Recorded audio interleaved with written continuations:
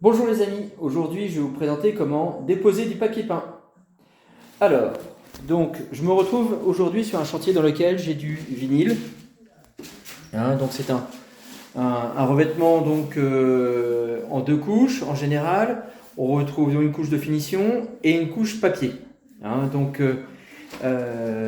y a plusieurs principes pour déposer. Donc il existe la décolleuse, donc à vapeur.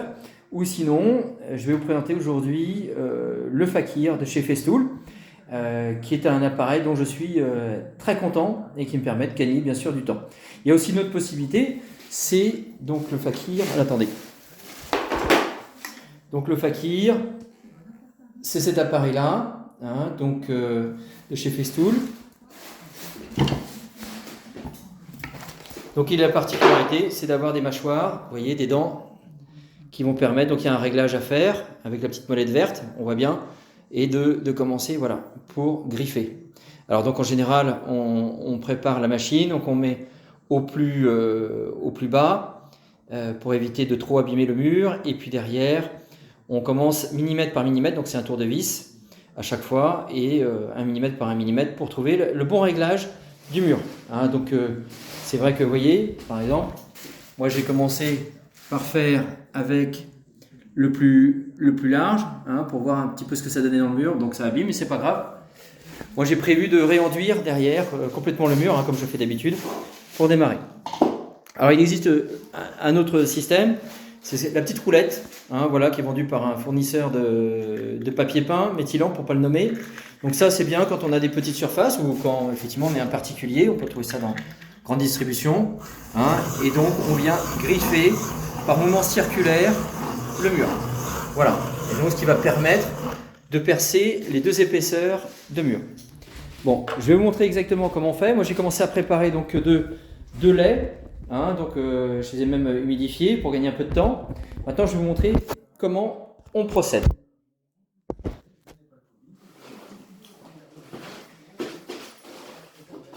Donc je prends mon manche dans lequel j'ai un réglage possible du manche.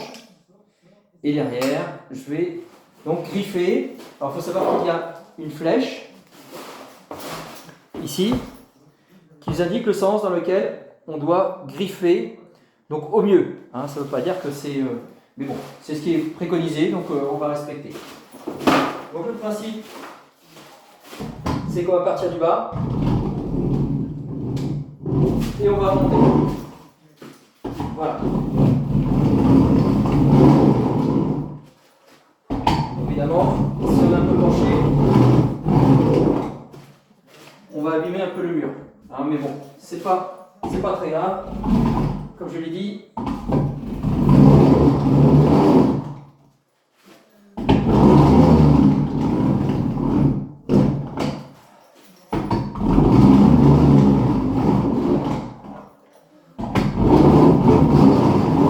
on va hésiter à repasser plusieurs fois pour s'assurer de bien perforer le revêtement. Voilà.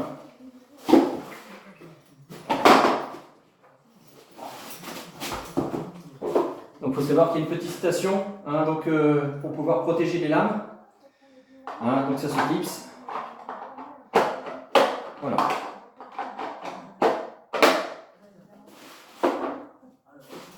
Derrière, donc j'utilise un pulvérisateur, c'est ce qui est le plus rapide. On peut utiliser aussi un petit sprayer pour pouvoir enduire les murs. Donc forcément on gagne du temps avec un pulvérisateur dans lequel donc j'ai mis de l'eau. Alors moi je suis plutôt adepte du cristaux de soude, parce que pour les volumes par rapport à des produits de dissous colle par exemple, forcément c'est un peu moins onéreux.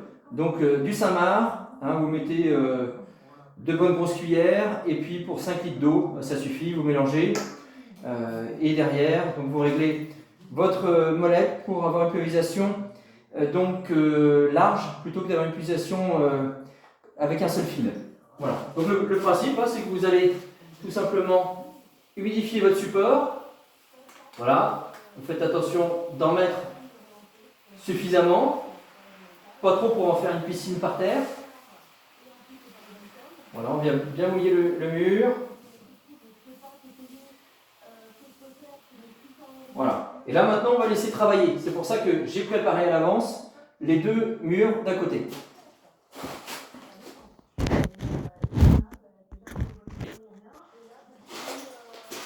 Voilà. Donc je leur donne un petit coup pour être sûr que j'ai bien humidifié.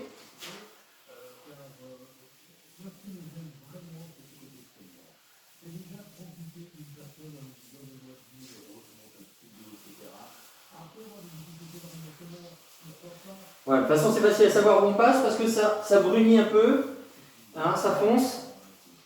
Donc on arrive à voir où on passe pour le mettre. Voilà. Donc pour voir de plus près le travail qui a été fait. Donc voilà, donc avec les dents, effectivement, quand ça rentre un petit peu, que c'est de biais, ça donne des gros trous, hein, mais c'est pas trop grave. Et puis la petite molette, je ne sais pas si on le voit bien avec la brillance. Voilà, petite molette dans laquelle on vient griffer et faire des petits trous. Voilà, maintenant je vais vous montrer comment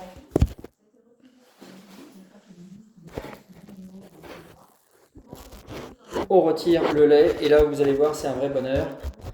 Je vais vous montrer tout à l'heure ce que ça fait si on ne fait rien. Donc moi j'utilise un couteau américain, un riflard, mais ça peut être une spatule, ça peut être plein de choses. L'avantage c'est que c'est costaud, quand c'est récent, c'est assez intéressant. Donc là, je vais soulever le papier. On voit bien, voilà. Et vous voyez, et là j'ai les deux couches qui s'enlèvent. Et là, ça va très très vite. Et là, je peux vous dire que votre appareil, le Fakir, est amorti en 2 secondes. Voilà. Là, au moins, vous gagnez votre journée. Vous voyez ?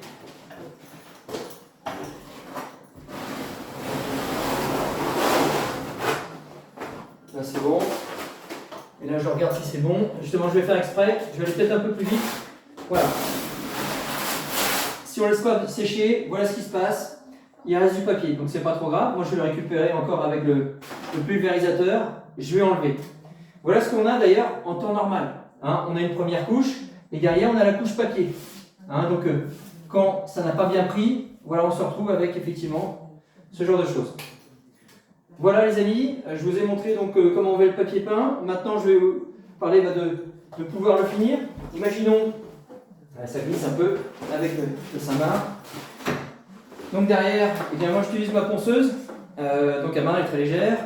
Et la particularité, voilà, je mets un grain 40, on peut mettre 60, 80. Alors c'est vrai que plus on va aller sur des grains bas en 40, plus on va gratter, plus on va monter en 60, 80, 100, 120, voire plus.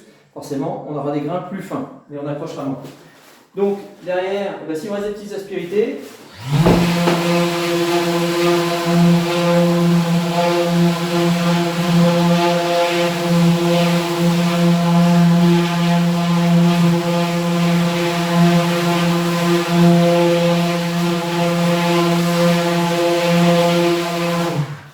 voilà l'idée. Hein, donc pour poncer, et là, s'il y a le mur ici, vous voyez.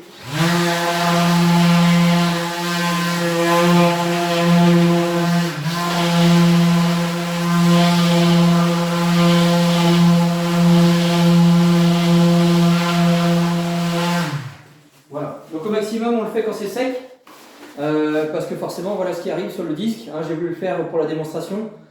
Donc on l'utilise quand c'est sec, et forcément, donc, il y a un raccord à mettre sur l'aspirateur que vous allez brancher avec.